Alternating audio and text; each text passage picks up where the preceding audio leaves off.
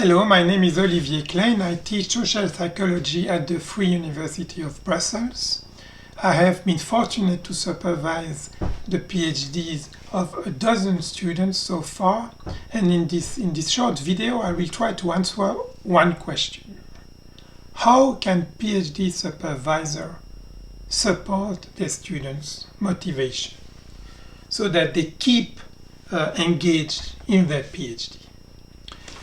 My inspiration will come from a 4-year research project on persistence and dropout during the PhD process, of which I was part with wonderful colleagues from the University of Louvain and from ULB in Belgium.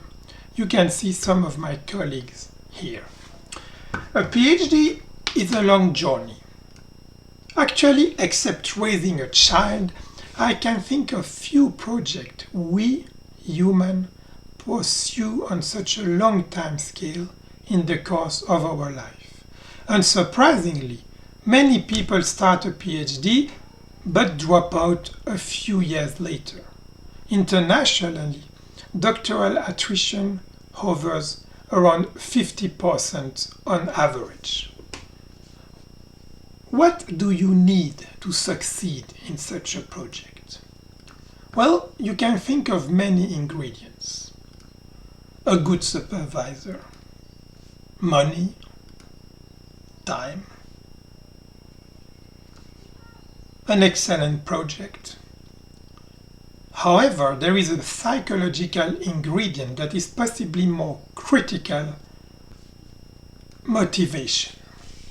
Motivation is the psychological engine that enables people to pursue such a long-term journey in spite of all the ups and downs, the hurdles, the many difficulties that inevitably will come in their way. How and when people maintain their motivation? Behavioral scientists have tried to answer this question for many years. A theoretical framework that is particularly interesting in the context of doctoral persistence is self-determination theory, one of the most influential theories in psychology. This theory suggests that people are inherently oriented towards self-actualization. Basically, people want to develop their abilities and potential. Yet, sometimes they don't engage in the activities that would allow them to do so. They just remain idle or do unrewarding stuff. Why? Well, the theory argues that the environment is key. Specifically, the environment needs to fulfill 3 basic needs that people have. What are these needs? Well, the first is the need for competence. People need to feel that they master the activity they engage in. In the context of a PhD, this may mean that they believe they have enough expertise on the topic, but also that they are capable of producing high-quality research, that they can keep focused, that they feel sufficiently creative, etc. The second is the need for autonomy. People need to feel that they engage in the activity freely, for example, because it is important or meaningful to them. In the context of a PhD, this could mean, for example, that they find that their work is indeed could be very influential or could advance science or applications in very significant ways. The third need is the need for relatedness. People need to feel close and connected while engaging in this activity. In the context of a PhD, well, this can mean being part of an exciting team with whom you'd like to have a drink or to just feel connected to your supervisor. The central principle of the theory is that people engage in an activity and maintain their commitment to the extent that these needs are fulfilled.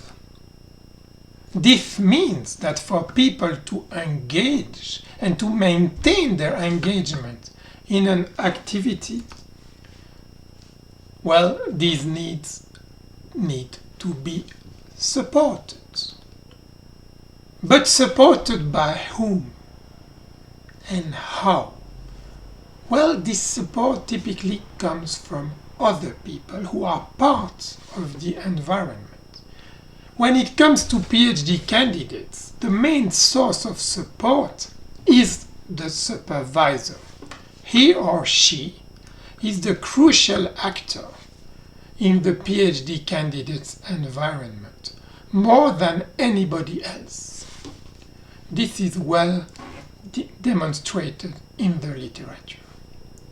So, how can the supervisor support the needs of the PhD candidates and maintain their motivation? Well, first by providing structure. By providing structure, the supervisor can respond to the need for competence. How can a supervisor provide structure? Here are some examples. Teaching about the technical knowledge and skills that the PhD candidate needs.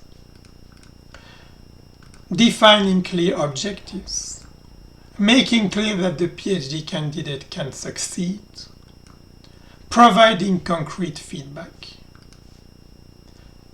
What does not support the need for competence? Well, for example, only providing negative feedback or not supporting the student when facing challenging situations. By providing autonomy support, the supervisor can respond to the need for autonomy. How can a supervisor support autonomy? Here are some examples. Well, by encouraging the PhD candidate to define clear objectives, by encouraging the PhD candidate to work independently, by taking the PhD candidate's ideas into account. What wouldn't support autonomy are, for example, constantly controlling the student's work or putting permanent pressure. As you can see, there is a balance between autonomy and structure. Excessive autonomy, not balanced by structure, will lead to chaos, which is not good as it undermines structure support, and therefore the need for competence. Excessive structure, on the contrary, leads to control, a sense of coercion that is not beneficial and that kills autonomy. By involving him or herself in the PhD, the supervisor can nurture the need for relatedness. What kind of behavior are we talking about? Well, behaving warmly towards the PhD student, reassuring the student when needed, being available are examples. On the contrary, some behaviors will not respond to this need. For example, if you leave the student when he is alone and isolated, or when she is alone and isolated, well, this will not support, obviously, the need for relatedness. It's also true when the student doesn't feel listened to, for example. In our work, we have developed questionnaires that measure the student's needs and the extent to which the supervisor is perceived by the student as supporting them. We have applied these questionnaires we have actually invited all the PhD candidates at Louvain and at ULB to respond to these questionnaires on several occasions in a study that took place a few years ago. And as predicted by the theory, we found that when the supervisor nurtured these needs, the students were more likely to feel that they were satisfied. For example, when the supervisor fosters a structuring environment, the student indeed feels more competent. When the supervisor supports autonomy, the student indeed feels more autonomous. When the supervisor is involved, the student indeed feels more affiliated.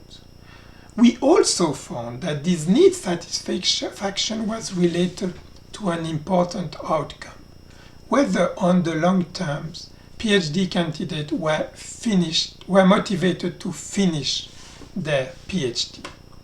We examined different aspects of this. First, we examined whether students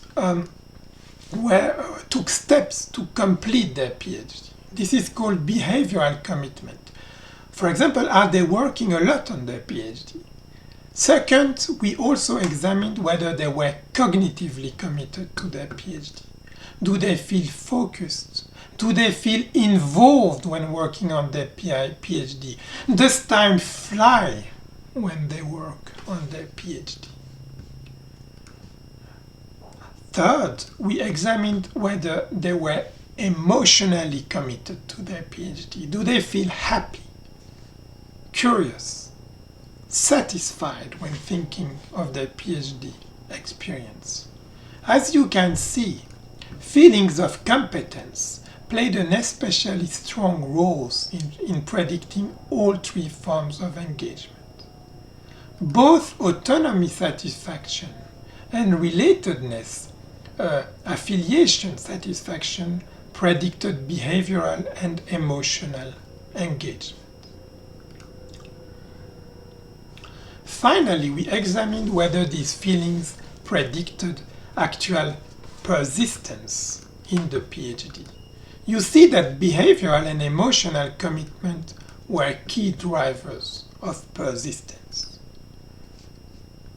The key message for the supervisors are therefore provide a structuring environment if you don't want your student to drop out, and support autonomy and affiliation as well. However, the PhD is not a uniform journey. Different needs may be more important at different stages of the PhD. In our work, we divided the PhD into 3 stages: planning, execution, finalization. We found that autonomy support was very important in the planning and execution stages. By contrast, affiliation support was particularly important during the execution and finalization stages. Structure support also played a crucial role during the execution stages. Overall, support from the supervisor was especially important at the planning stage. This is a general picture, and each doctoral journey is different. The personality of the supervisor and the personality of the PhD student may of course play an important role in this general picture. Well, I guess I've taken enough of your time now, so what is the takeaway message from this presentation? Well, I believe we can summarize it in 3 questions that are all based on the needs identified by self-determination theory. First, what are your PhD students' most important needs at the moment? Which ones are satisfied and which ones are not? Finally, how can you support them? How can you provide an environment that will respond to these needs? I believe that if you can provide an answer to these 3 questions, your PhD student is in a pretty good position to pursue his or her PhD and hopefully to finish it. Thank you for your attention.